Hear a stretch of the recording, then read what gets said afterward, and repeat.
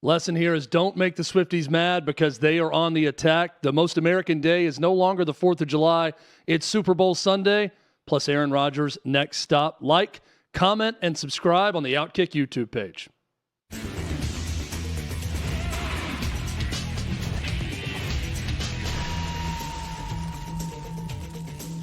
Welcome into the Tuesday edition of Hot Mic with Hutton and Withrow across the OutKick network. I'm Chad Withrow, coming to you live from our 6th and Peabody studios, downtown Nashville, with Old Smoky Moonshine and Yeehaw Beer. Production crew making it happen for us today. Terrific show on deck. The great John McClain, Hall of Fame selector, Houston's finest. He's going to join us about 30 minutes from right now. And Jake Crane, host of Crane & Company, coming up at 4 p.m. Central, 5 o'clock Eastern, a little bit later this afternoon. Quick follow-up to yesterday. ESPN decided to go woke and tried to divide people once again with a headline about black excellence with Jalen Hurts and being the 4th black quarterback to win the Super Bowl. We posted a clip of it. It's gotten a huge reaction, as you would imagine. Most agree that ESPN is dividing people. Other people have called me racist, have called OutKick racist. That also is to be expected. Let me say this, just to kind of follow up on yesterday with that. I think it's demeaning to Jalen Hurts to label him. I think it's demeaning to anyone to label them just with their race as an identity. I also think it's a great compliment to our country and to sports fans in this country that not a damn thing was made about two black quarterbacks going head-to-head in this game leading up to it. I was in New Orleans for a week. Didn't hear a single question. Didn't see a headline flaunting it. Not one person was talking about it. And that silence is terrific because we see past that now. Yes, I understand history. There was a time when Doug Williams won the Super Bowl at the end of the 87 season where black men and athletes had a hard time being quarterbacks because white racist coaches didn't think they could play the position, and they proved them wrong. That's no longer the case in America. So while people want to believe it's then and not now, it's simply not the case. We've evolved when it comes to this, so much so that no one was talking about two black quarterbacks squaring off in this game. And I think that's a great thing. That's a reason for optimism. So I'll end it there on that. And let's hope ESPN doesn't continue to race bait when it comes to things like this. And people are going to have whatever reaction people have, whether it's you don't talk about race enough, or you make everything about race, or you are a racist, or color doesn't exist in America. You're going to hear all these different things. Don't care. I'm here to tell you the truth that I believe and what I think about these headlines and how much BS it is when ESPN decides to do something like this. I also think Swifties are full of BS right now because they're attacking an innocent woman. Now, C.J. Gardner-Johnson may not be innocent because he posted this after the Eagles beat the hell out of the Kansas City Chiefs. C.J. Gardner-Johnson saying that Travis Kelce should have stayed with that thick stuff. Yes, I'm editing here. Talking about his ex-girlfriend photo you can see there. Certainly not the same shape as Taylor Swift, referencing her thickness. Swifties, they did not like this. So how did they retaliate? Well, they found out that C.J. Gardner-Johnson's mom owns a restaurant called King's Grill in Hollywood, Florida, and they took to the internet streets to post less than favorable reviews about this restaurant. I mean, look, this is what Swifties do, okay? It's a religion to them. Taylor Swift is their Jesus Christ. Taylor Swift is their Allah. They worship this woman as she is a deity. It is their God. They get on their knees at night and pray to the great Taylor Swift, and they want Taylor's favor. So the way to get Taylor's favor is to attack some innocent, I don't know how old this woman is. I'm going to say old lady. She may not be very old at all, but she's an innocent woman who merely birthed a child that made a very funny joke about Taylor Swift and Travis Kelce after beating him in a Super Bowl. That's all this woman did. And all Swifties want to do is bring this poor woman down for just trying to put out delicious food in King's Grill. I've never been to King's Grill. I want to make a pilgrimage to King's Grill now to support this fine establishment after they have been viciously and unnecessarily attacked by Swifties everywhere. This is ridiculous. And here's my plea to Taylor Swift. I don't treat Taylor like a god. I do think she's a hell of a musician. A musician, I don't know if that's the right word, artist, singer, pop star. Her songs are catchy. I've never denied this. Love story. I go way back with Taylor Swift. Country Taylor Swift. I enjoy. She's got some good songs. No denying it. Taylor Swift being all about goodness and what's right and what's fair and loving and all of these things that she espouses. And she tells everybody a lot of times, who to vote for, what to think, how people should live their lives. And Swifties eat it up, like gobble it up like a bowl of oatmeal. Do people still eat oatmeal? Don't know. But Swifties probably do. They gobble it up every time. This is what she should do. Take to social media and say, hey, everybody, I'm fine. I got booed a little bit. It's going to be okay. I'm a billionaire. And oh, by the way, stop trying to take down this poor woman's restaurant, because that's not the right thing to do either. But here's what I suspect about Taylor Swift, okay, and a lot of people that are powerful like this. Taylor Swift's face when she got booed the other night, and we are going to discuss this, and Travis Kelce's reaction, that face looked like the face of a woman that when she saw this news, if she's caught this news yet, probably her reaction was something like, this is what happens. This is what happens when you F with the queen. You come at me, you want to boo me, you and your fans, you want to talk shit? Okay, fine. We'll take down your restaurant. That's what Swifties will do.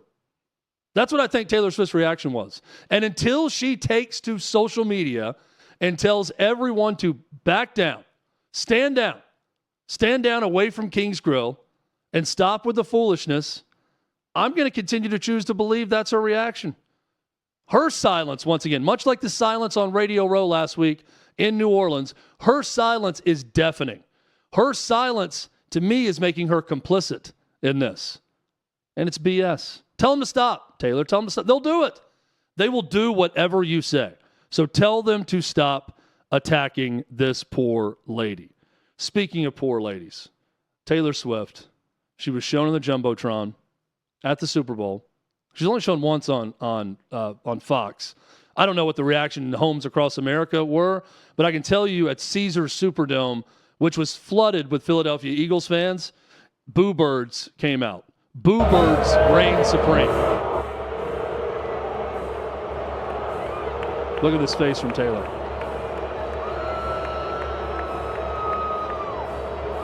Not happy at all. Side eye. Not again. The look of a woman that when she found out that a poor lady's restaurant was being taken down because of the boos or because someone did something mean to her, probably said, well, that's what she gets. That's what you get for messing with T Swift. So Travis Kelce on the sideline or in the game sees what's going on or understands that his boo is getting booed at the game, and he doesn't like it. He's very sad about it. The quote from the Daily Mail, Travis was aware of Taylor getting booed, and he felt helpless. Seeing the look on her face got to him. Swoon. I mean, every woman everywhere right now that worships Taylor Swift as a god is just thinking, this is the man of my dreams. The man is playing for a Super Bowl. He's worked his entire life to be the greatest football player he can be. And he is on that sideline. And some source close to Travis Kelce informs a British paper he was just so heartbroken by the whole thing. He defends her at all costs, this paper went on to say. And he was helpless. Couldn't do anything to protect poor Taylor Swift. Look, there's no doubt Taylor Swift is unaccustomed to people not cheering her. She steps into a stadium, an arena, wild ovation. People love her. They pay thousands to go watch her perform.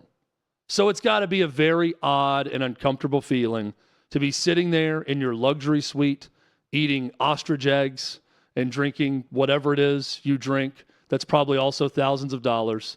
And you probably feel a little bit uncomfortable when fans have the audacity to boo you in a stadium of sports that boo people regularly.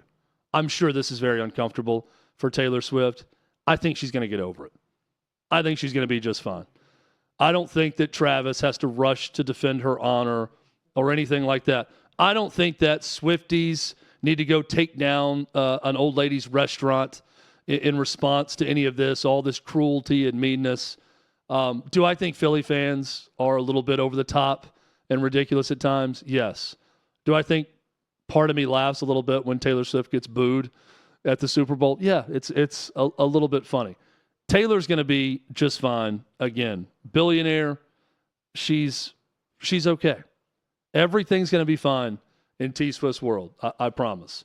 And for Travis to be upset about it, again, I want someone with the power to stop the Swifties from tearing down this woman's restaurant to please do so.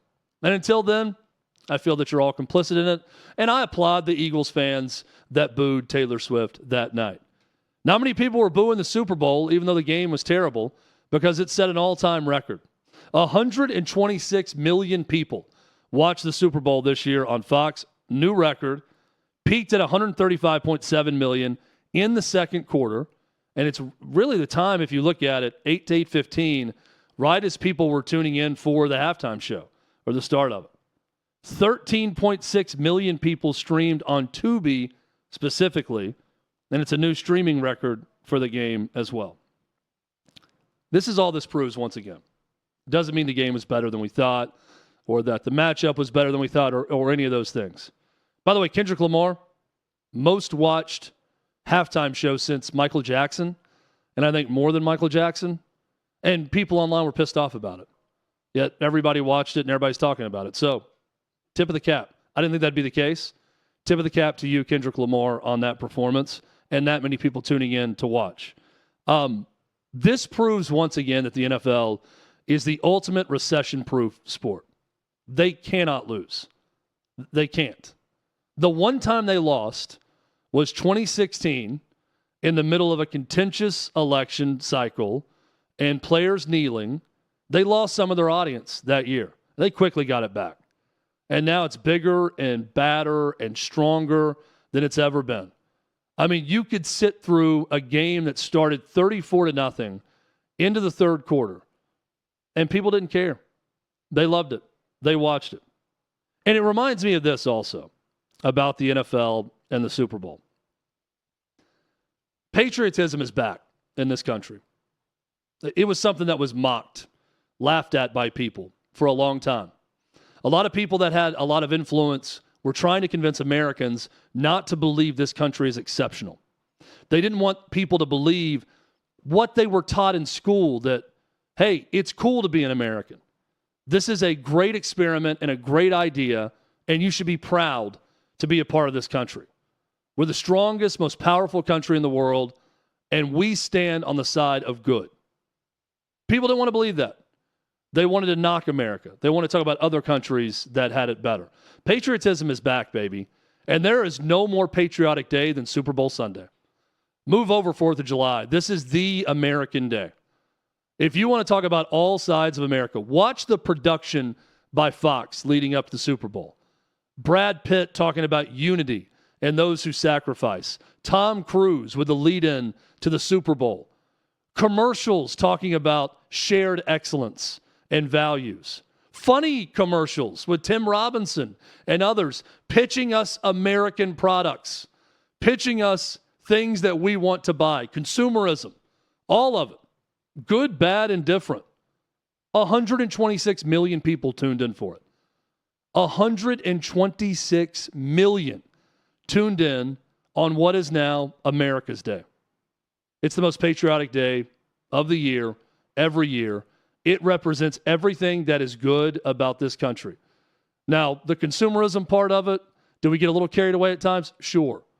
Are we always right? No. Am I always going to be proud to be an American? Bet your ass I am. And you should be too. Everyone should be. Don't be ashamed of that. I think it's getting cooler to be okay with that.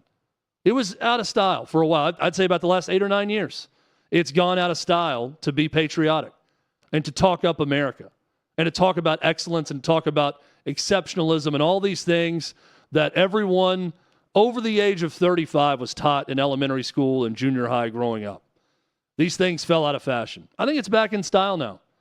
We have seen a cultural shift with this, and even judging the tenor of a lot of the ads that I saw during the Super Bowl, judging the tenor of that performance I saw from Lady Gaga in the French Quarter, from Brad Pitt in his Open, all of it leads me to believe we're back, baby. America's back. Patriotism is back. People love it once again, and people aren't ashamed of it. I'll talk a little bit later with Jake Crane about this exact thing. I think people feel more open now to just speak their mind. Consequences be damned. Now, in some cases, like Kanye West, that's not a good thing. But for the most part, it's okay. And people aren't facing the backlash they faced even 2, 3, 4, 5 years ago. It's become more commonplace to be in love with this country, to support this country, to treat this country like the special idea and thing that it is, and talk about it. I'm here for it. I, for one, love it. And I love what I saw of the Super Bowl, the coverage. I'm not saying this because Fox writes our checks. I thought the production was outstanding. I wouldn't be talking about it that much if I'd thought otherwise. I think it was great. I loved everything about the Super Bowl other than the quality of competition on the field because it was a Chiefs blowout in that game. And apparently you loved it too because it peaked at 135.7 million viewers late in the second quarter. And while everyone knocked Kendrick Lamar and said it was the worst halftime performance ever, hey, I guess people watch bad things too because a lot of people tuned in. And that surprised me. A guy who sold 10 million albums, I made the comparison to Rihanna, who sold 60 million, most watched since Michael Jackson. Surprising to me. Hey, a lot of people are watching Aaron Rodgers, and they're going to be watching to see where he ends up this offseason. Usually when you are asked to go meet in Jersey for a meeting, it doesn't end well. I've watched a lot of mob movies. Those meetings don't normally end well. Just watch an episode of The Sopranos. Not going to end well when you're called to Jersey for a meeting. Aaron Rodgers got whacked by the Jets. That's exactly what happened, and it was face-to-face. And that face-to-face nature of the meeting tells me that Aaron Rodgers wants to keep playing. Because if he knew he was getting cut and they were moving on, I think he would have done it by Zoom. I don't think he would have gone to Jersey to meet face-to-face with him. I think he still wants to play. But the Jets moving on from Aaron Rodgers, no big surprise. Aaron Glenn and company, they want a fresh start. They want to be the leaders of that organization. And it's tough to do that with 41-year-old Aaron Rodgers, who had so much say over that roster, offense, everything that they were doing. So where is Aaron Rodgers going to end up now? Here are the odds. Steelers, 2-1. Raiders, 3-1. 49ers, plus 350. I don't think that's happening. Vikings, 4-1. Not going to happen. Titans, plus 750. Circle that one. Put it in bold. Highlight it. Whatever you want to do. I think that one's got some legs. Colts, plus 850. Don't see it. Rams, 10-1. Not going to happen. Giants, 12-1. They're going to draft their quarterback in the top 3 this year. So where should Aaron Rodgers go? Will he make a huge difference on a team? We'll talk to John McClain about that a little bit. Steelers, though, at 2-1. Certainly interesting. That is the favorite right now. They have gone down this method of bringing in a one-and-done, maybe two-and-done quarterback since Ben Roethlisberger, trying to find until they find the next young franchise quarterback for that organization. I don't know if Aaron Rodgers elevates anyone right now. I think he's a better option, even at this extended portion of his career where he clearly is not physically the same. He's better than a lot of quarterbacks in the NFL. I think he had 28 touchdown passes to 11 interceptions this past year. Not terrible, but they were 5-12. And he's a big reason for that. So is he going to make the Steelers better than Russell Wilson did or Justin Fields? I don't know. I don't think so. My first reaction is probably not. But take a team like the Titans as an example. It makes the Titans interesting. And that's a huge step in a direction that they haven't been going in a while. So the organization with the number 1 overall pick, if they decide to trade back and not take one of those quarterbacks, and you're looking for a bridge quarterback for a year or two, I think Aaron Rodgers makes a lot of sense. I think it makes you more competitive.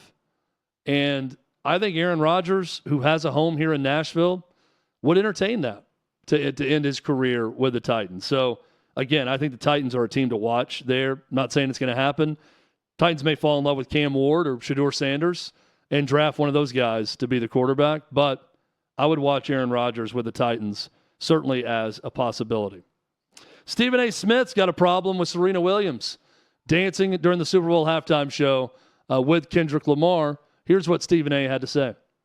That's what he said. If I'm married and my wife is going to join trolling her ex, go back to his ass. Because clearly you don't belong with me. What you worried about him for and you with me? I gotta get that lick back. Go ahead, stop it. Stop it. What? Stop it, Stephen A. This is true. If you with Serena Williams, you gonna be a kept man anyway. Don't start that. Really? You ain't gonna. Serena Williams' husband, by the way, is the founder of Reddit, and he sold it for like $150 million.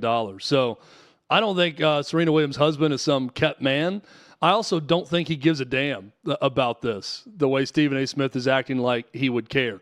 I'm pretty sure if you founded Reddit and you sold it for $150 million and you're married to someone that has the celebrity status of Serena Williams, you're likely pretty secure in who you are, and you're not going to let that get to you. The fact that Serena Williams wants to go in front of an audience that's the biggest you could possibly have, the biggest. If you're going to be a part of the Super Bowl halftime show, that's the most eyeballs you'll ever have on you at one time. Way more than any Wimbledon final, way more than any U.S. Open final, way more than any ESPYs hosting gig. You're going to have more people watching you during the halftime show of the Super Bowl than you ever will in your life. So if your wife, you're a $150 millionaire, probably more than that, married to Serena Williams, I think that guy's probably secure enough to allow his wife to go crip walk with Kendrick Lamar to diss Drake at the halftime show at the Super Bowl.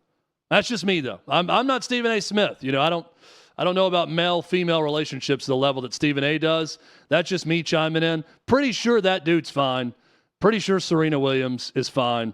I think everybody is going to be just fine with that whole interaction and her getting her brand and everything she's doing in front of that many people at the halftime show at the Super Bowl. Jameis Winston is a star, ladies and gentlemen.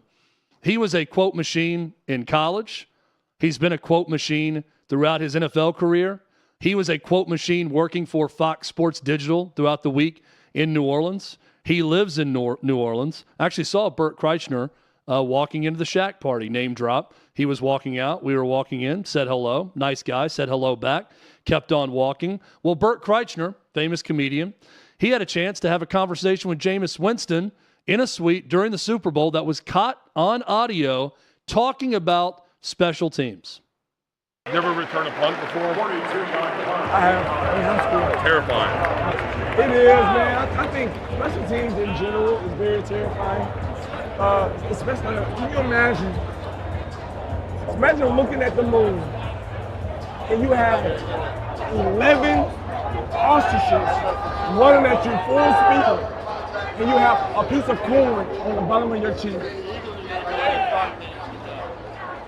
I can't imagine that.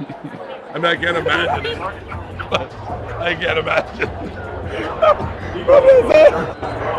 You're looking at the moon. You got some corn on your chin and 11 ostriches. Do ostriches eat corn? I don't know. Yeah. And they also disembowel you with their claws. They cut you open from the center like dinosaurs. What? Yeah, they did it to Johnny Cash. Johnny Cash? He got almost died by an ostrich. I think. You may want to Google that, yeah. This is America, ladies and gentlemen. This is America's Day, Super Bowl Sunday. That, to me, perfectly encapsulates America. Comedian Bert Kreischer, quarterback comedian Jameis Winston, asking the questions that everyone wants to have answered, like, do ostriches even eat corn? As you heard from Jameis Winston. Imagine looking up at the moon and having 11 ostriches barely, that's a tough word to say plural, ostriches, I still don't think I got it right, barreling down at you with a piece of corn on your chin while you're looking up at the moon. Brilliant. I can't wait to see what's next for Jameis Winston. I kind of want him to just play until he's like 40 and just be a backup clipboard holder everywhere he goes, and to randomly start games and win meaningless games in December for teams, games that only hurt their draft position. I kind of want him to do that repeatedly for multiple teams in NFL and even build his celebrity and legend more, where he can provide us with those sound bites every so often, and then retire and don't go off into the sunset, but be on a show where we can see you all the time. Start a podcast. Hell, join OutKick. Do something. I got to hear more from Jameis Winston. And following Jameis Winston in college, I never thought I'd be saying that years later, but I'm here for whatever this guy has to say. Love him. Love that soundbite. Love that interaction between the two. America at its finest, much like Super Bowl Sunday. Shedeur Sanders, he's living the dream right now. Star quarterback, dad's a legend, coached him in college, got a chance to be the number 1 pick in the NFL draft. Every kid's dream to be the number 1 overall pick. But if you listen to Shedeur Sanders, that's not what is most important to him. It's cool that we close because if we wasn't, then the media would definitely try to pin us against each other. And a lot of stuff we just be saying, even in the viral clip stuff, we genuinely play around crazy. We definitely play around crazy, and that's just the relationship, so it's good that we have a relationship because a lot of people try to take things and put it out of context and anything, and it's just it's childish. If you don't go number 1, are you the type that holds a grudge forever? Why would I be mad? That's what I like. Nah, you got to understand, I think about it like this. These are good problems to have. I completely agree. You could be in a way worse situation, so being number 1, that don't really matter to me at the end of the day. I like that. That don't matter to me because, I could go number 1, but it may not be a fit. Right. Or I could go number 2 and it be a fit. Or I could go number 3 and it be a fit. So it's all about fit. It don't matter. Either any situation you're going into is not going to be the best situation. Yeah. So the numbers of it don't really. I ain't caught up on that. Yeah. But that's why I say I'm thankful that the other prospects that's going 1, 2, or 3 that I believe, we're all cool. Yeah. I think this is refreshing from Shedeur Sanders. I love it. I got no issue with anything that he's saying, and he's right. You could be in a lot worse spot than both he and Cam Ward are in right now. And it is about fit. It doesn't matter if you go number 1, if you go to, Tyler, the Cleveland Browns, when they're picking number 1, or a franchise that doesn't know what the hell they're doing. You don't want to go there. You want to go somewhere where it's a good offense, a good offensive system, coaching staff around you. You want to go somewhere where the roster fits what you're doing. You want to go somewhere you want to be. He wants to be a Raider. We believe that on this show. I think the Raiders sitting there, I think at number 6 right now, may have a chance to draft him or trade up and draft him. So I think this is a possibility for him. I think it's where he wants to go. I don't know that it's the right fit, but that is the right mindset. It does not matter. You're not doing anything to affect it. It doesn't make him less of a competitor or anything like that. If he goes head-to-head in a game with Cam Ward, if they're playing in a future NFC championship game or they're playing in a Super Bowl, of course he's going to want to win and be a competitor to go about winning, but he can affect that. As the quarterback, you certainly can go out and affect the outcome. This is up to someone else.